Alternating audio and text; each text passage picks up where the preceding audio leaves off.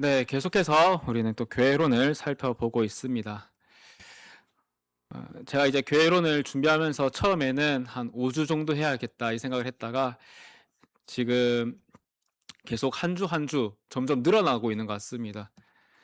교회를 볼 때 우리가 또 교회에 대해서 조금 더 우리가 생각해야 할 부분들, 교회에 대해서 우리는 계속해서 배워가야겠구나라는 생각이 자꾸만 들어서 교회론이 끝이 안 날 것 같습니다. 우리가 이 시간 통하여서 다른 것이 아니라 주의 몸된 교회에 대해서 우리가 좀 더 올바른 시각을 가지고 주의 몸된 교회를 우리가 함께 알아왔으면 좋겠습니다. 자, 지난주에 우리는 그리스도께서 성령을 통해서 각 성도들에게 은사를 주시고 그 은사가 사랑 안에서 사용될 때 교회가 세워진다라고 이제 배웠습니다. 오늘 이 시간에는 이 성령님에 대해서 우리가 조금 더 깊이 생각해 봤으면 좋겠습니다. 먼저 우리가 한번 한 가지 상상을 해보았으면 좋겠습니다. 아주 멋진 한 건물을 우리가 입주를 했다고 한번 생각해 봅시다. 아주 훌륭한 건물이 있고요. 그리고 내가 생각했던 가장 좋은 것들로 그 안을 가득 채워놨습니다. 최신식의 에어컨, 최신식의 냉장고, 온갖 가전제품들 싹 다 넣었습니다. 그리고 입주 날짜가 되어서 들어갔더니 아이고 전기가 안 들어오는 겁니다. 자, 이럴 때 어떨까요? 과연 우리 기분이, 우리 마음이 어떻겠습니까? 애써 주면 그 모든 것들이 전기가 들어오지 않으니까 소용이 없다라는 것입니다. 아무리 좋은 가전제품이 있다 하더라도 그 가운데 전기가 들어오지 않는다면 아무것도 움직이지 않습니다. 멋진 모양은 갖추고 있지만 그 모양대로 기능하지 못한다라는 것이죠. 교회도 마찬가지인 것 같습니다. 교회에 좋은 건물이 있고요. 좋은 조직이 있고 또 여러 직분이 있고 여러 프로그램이 있다 하더라도 그 가운데 중요한 심지 하나가 없다면 그것들이 제 기능을 하지 못한다라는 것이죠. 교회가 교회되게 하시는 무언가가 필요하다라는 것입니다. 그것이 바로 성령님이다라는 거죠. 성령님께서 역사하지 않으면 교회는 결코 인간적인 모임을 넘어설 수 없습니다. 교회 공동체가 교회가 될 수 있는 것은 단순히 사람이 모였기 때문이 아니라 그 가운데 성령 하나님이 함께 하시더라라는 것입니다. 교회를 교회되게 하신 분은 다름 아닌 성령 하나님이시다입니다. 이름과 외형만 교회인 모임은 있을 수 있습니다. 인간적인 모임은 있을 수 있습니다. 그러나 성경적 의미에서 참된 교회는 결코 성령 없이는 존재할 수 없습니다. 교회는 성령님께서 거하시는 하나님의 성전이기 때문입니다. 교회는 성령의 그 임재로 존재하고요. 또 성령님의 사역을 통해서 그리스도를 드러내며 또한 성령의 능력으로 말미암아서 그리스도를 증언합니다. 오늘 우리가 말씀을 통해서 그 사실을 한번 살펴봤으면 좋겠습니다. 첫 번째로 교회는 성령의 임재로 존재합니다. 오늘 본문 우리 22절 말씀을 다시 한번 읽어보겠습니다. 시작. 너희도 성령 안에서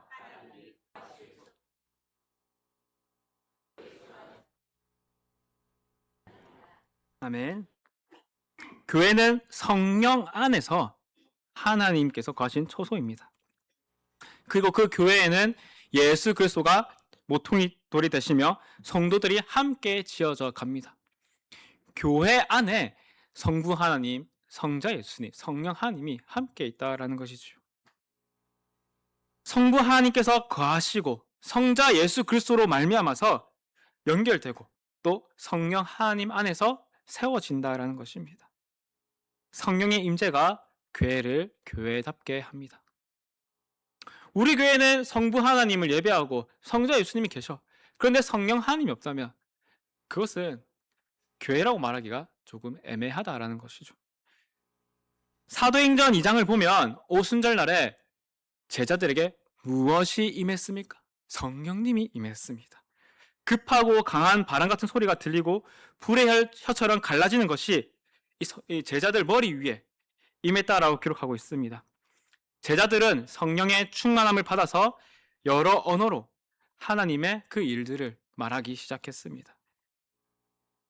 이 오순절 사건은 승천하신 예수님께서 이 약속하신 이 성령을 보내시는 부어주심으로써 성령을 보내심으로써 교회가 세워지는 것을 보여주고 있습니다.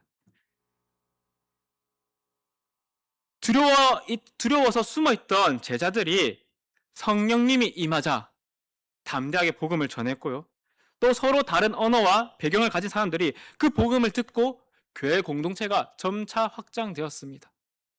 교회 역사 가운데 성령님이 함께하지 않았던 적이 한 번도 없다라는 것입니다. 무엇이 이들을 그렇게 하나의 공동체로 교회로 만들었습니까? 사도행전 증언해 본다면 다른 것이 아니라 성령 하나님께서 그들 가운데 임하셨기 때문입니다. 승천하신 예수 그리스도께서 보내신 또 다른 보혜사 성령님이 그들에게 임하니 교회가 세워졌다라는 것입니다.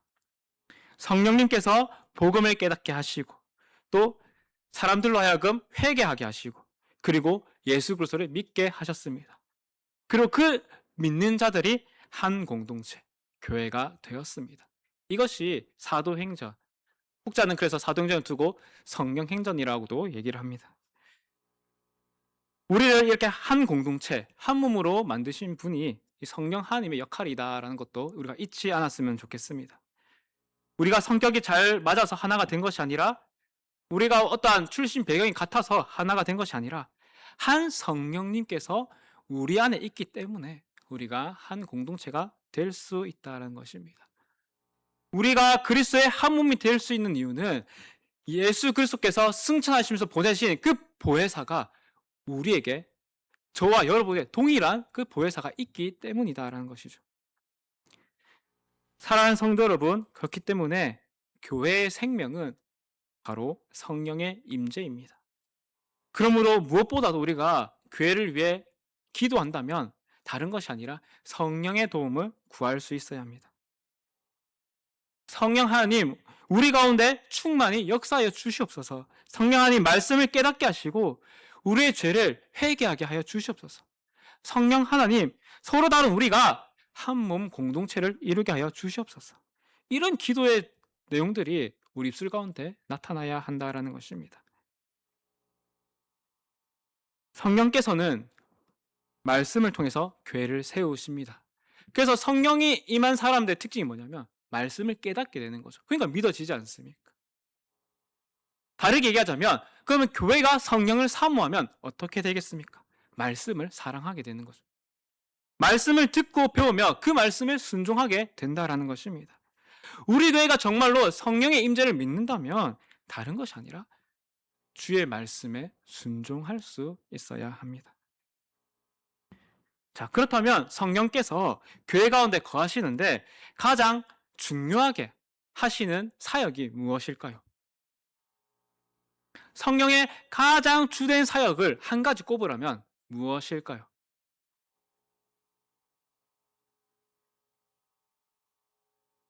제가 말씀을 드리겠습니다. 이것은 성령님께서 가장 주된 사역을 제가 한번 일전에도 말씀드린 적이 있는 것 같은데 예수 그리스도를 드러내는 것입니다.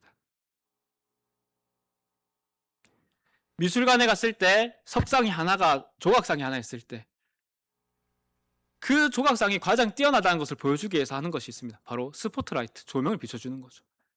조명이 비춰지지 않았을 때는 잘 모릅니다. 그러나 조명이 비춰진 순간 그 조각상은 빛이 납니다. 성령님께서 하신 역할이 바로 그것입니다. 예수 그리스도가 계시지만 우리로서는 도저히 그 예수 그리스도가 어떤 분인지 알지 못합니다. 그러나 성령님께서 예수 그리스도를 드러내신다라는 겁니다. 성령께서 예수 그리스도를 드러낸다. 이것이 성령의 가장 주된 사역입니다. 요한복음 16장 14절에서 보니까 예수님께서 이렇게 말씀하셨습니다.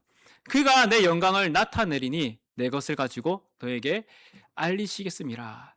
여기서 그는 앞에 13절 이해전에 보면 성령 하나님입니다. 성령께서 하시는 가장 주된 일은 무엇이냐면 바로 그리스도의 영광을 나타내는 것이다 라는 거죠. 성령께서는 예수님이 누구신지를 깨닫게 하십니다. 내가 예수님을 잘 모른다. 내 예수님을 알지 못한다면 성령께 도움을 구해야 합니다. 예수님을 깨닫게 하고 또 예수님의 그 사역들, 십자가와 부활을 믿게 하십니다.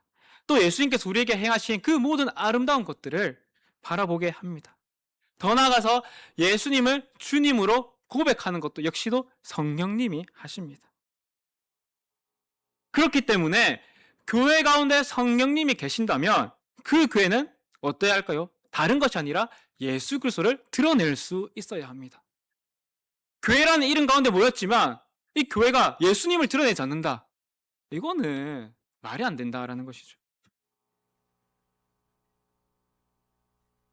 성령께서 충만히 역사하실수록 예수 그리스도께는 더욱더 크게 빛이 납니다.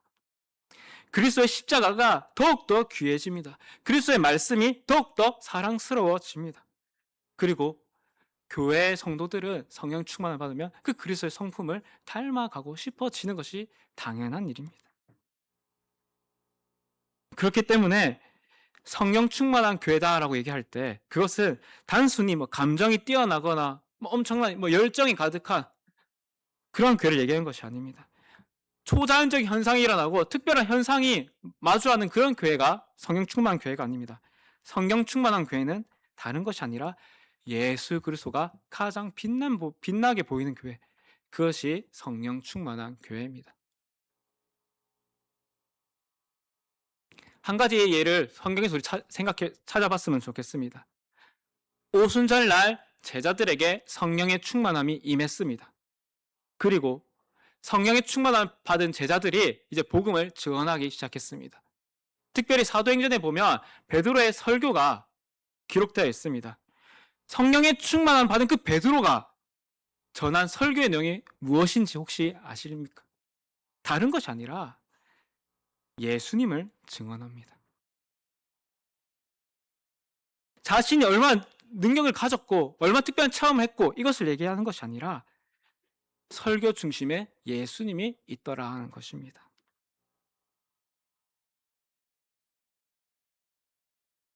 예수님께서도 이 성령의 이 증언에 대해서 이렇게 말씀하신 적이 있습니다.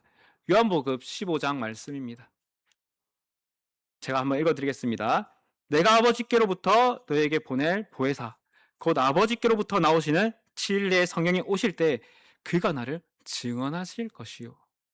성령님께서는 예수 그리스도를 증언하십니다. 성령께서 역사하시면 사람이 아니라 그리스도만이 높아지게 됩니다. 성령의 교회 충만하게 된다면 그 교회는 그리스도를 닮아갈 수밖에 없습니다. 또 고린도후서 3장 18절에서 바로 이렇게 얘기합니다. 우리 한번 함께 읽어보겠습니다. 시작. 우리가 다 수건을 벗은 얼굴로 거울을 보는 것 같이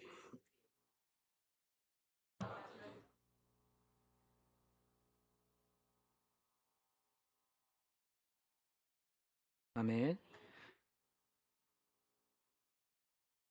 그리스도와 같은 형상으로 변화가 될 때 이것이 무엇으로 말미암는다고 되어 있습니까? 바로 주의 영으로 말미암는다라고 되어 있습니다. 교회가 그리스도를 드러낸다고 할 때 이것은 말로만 예수님이 전하는 것이 아니라 실제로 우리 성도들의 삶과 공동체의 모습 가운데서 예수님의 성품이 나타나야 한다라는 것을 얘기하고 있는 것이죠. 우리 교회가 매월 둘째 주마다 복음을 전하러 이제 세상 밖으로 나갑니다. 함께 노방전도를 나갑니다. 그 가운데 우리는 무엇을 전하고 있습니까? 전도 물품을 전하고 있습니까? 아니면 전도 물품을 전해지는 우리 속에 드러난 그리스도의 성품을 전하고 있습니까? 우리의 모습 가운데 우리 가운데 성령님이 있다면 우리 모습 가운데는 다른 것이 아니라 예수 그리스도의 성품이 드러나야 합니다.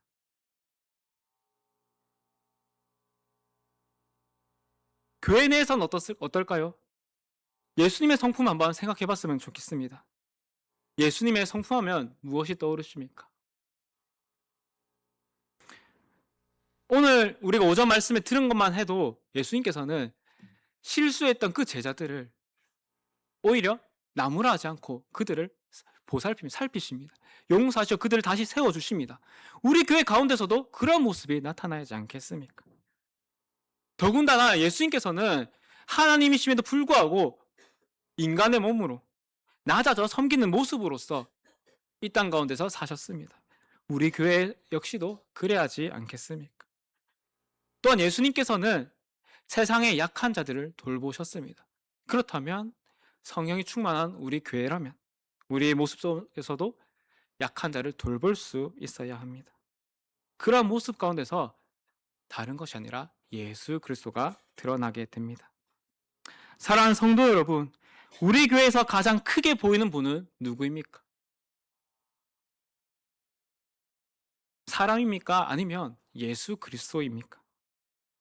교회 안에서 어떤 사역이 이루어져도 그 결과로 사람의 이름이 높아진다면 그것은 결코 옳은 방향이라고 말할 수 없습니다. 교회의 모든 사역의 방향이 다름 아닌 예수 그리스도가 드러날 수 있어야 합니다. 목사인 제가 말씀을 전하는 것도 다른 것이 아니라 예수님을 증언하기 위해서, 장로님께서도 성도를 돌본 이유가 다름 아닌 그 모습 가운데서 예수님이 보이도록, 또 집사님들께서 섬긴 이유가 낮아지신 그 예수님을 보이기 위해서, 권사님들이 성도들을 기도하고 위로하는 이유 역시도 마찬가지라는 거죠.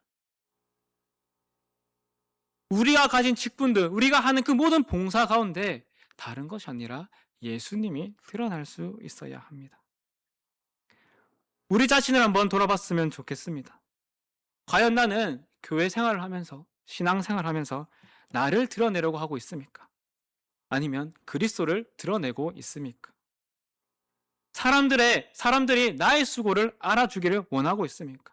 아니면 나의 모습을 통해서 예수님의 사랑을 알기를 원하고 있습니까? 진정 내 말과 행동 가운데 그리스도의 향기가 뿜어져 나오고 있습니까? 그렇기 때문에 우리는 더욱더 성령님께 도움을 구할 수 있어야 합니다.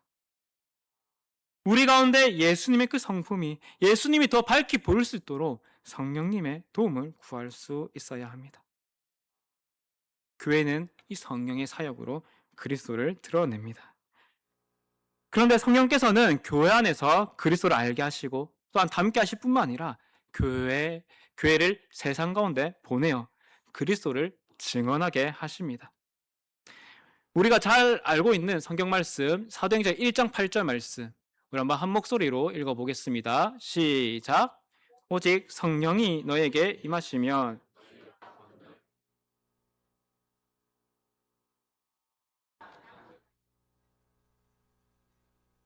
아멘. 예수님께서는 이제 제자들에게 이 파송 명령을 내리시는죠. 내 증인이 되어라. 너희는 복음을 전하러 이 세상 밖으로 나가라. 이렇게 말씀을 하십니다. 그런데 중요한 전제 조건이 하나 있습니다. 오직 성령이 너에게 임하시면. 예수님은 결코 제자들에게 아무 생각 없이 그냥 먼저 나가라. 이렇게 말씀하지 않았습니다. 먼저 성령을 기다리라고 하십니다. 왜냐하면 예수님께서 맡기신 그 증인의 사역, 증인으로서의 삶은 성령의 능력이 필요하기 때문입니다.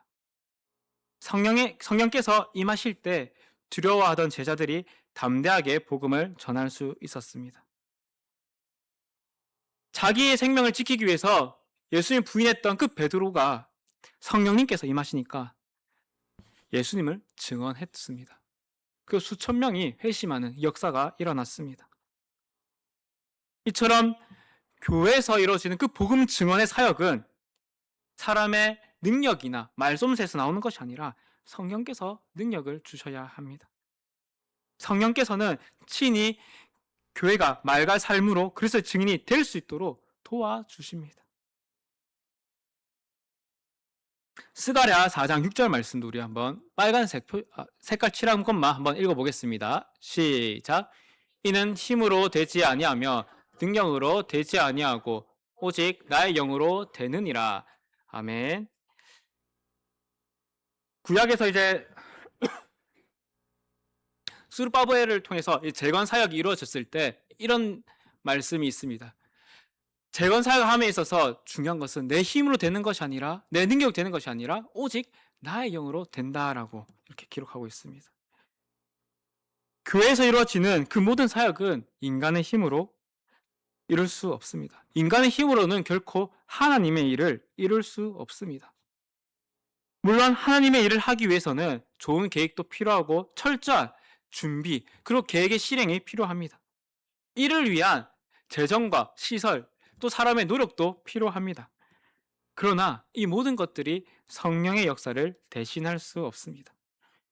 우리가 철저히 준비하되 성령을 의지하지 않으면 그것은 하나님의 일이 아니라 우리의 일이 되고 맙니다.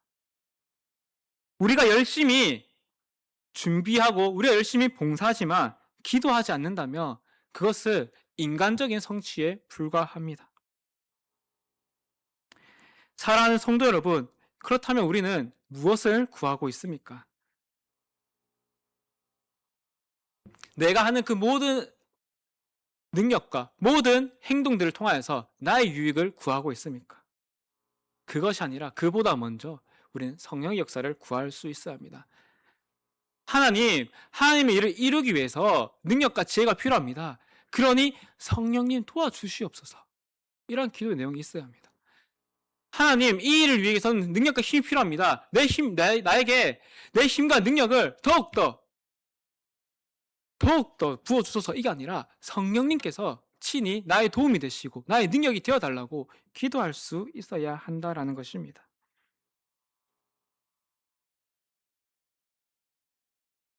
교회는 이 성령의 능력으로 그리스도를 증언합니다. 이제 말씀을 맺도록 하겠습니다. 사랑하는 성도 여러분, 교회는 성령의 임재로 존재합니다. 또한 그 교회는 성령의 사역으로서 다른 것이 아니라 예수 그리스도를 드러냅니다. 그리고 교회는 성령의 능력으로 말미암아서 그리스도를 증언합니다. 성령은 교회에 덧붙여지는 그러한 추가적인 능력, 추가적인 옵션이 아닙니다. 교회가 필요할 때만 사용하는 그런 것이 아닙니다. 성령 하나님은 교회 가운데 거하시며 교회가 정말로 교회되게 하시는 분입니다. 성령 없이 참된 교회는 있을 수 없습니다. 이 사실을 잊지 않았으면 좋겠습니다. 그래야 해서 우리 교회가 사람의 힘을 자랑하는 교회가 아니라 성령을 의지하는 교회가 되기를 바랍니다. 성령의 임재 가운데 하나님만을 예배하고 성령의 사역을 통해서 그리스도만을 드러내며 성령의 능력으로서 세상 가운데 복음을 증언하는 거룩한 우리 교회가 되기를 바랍니다.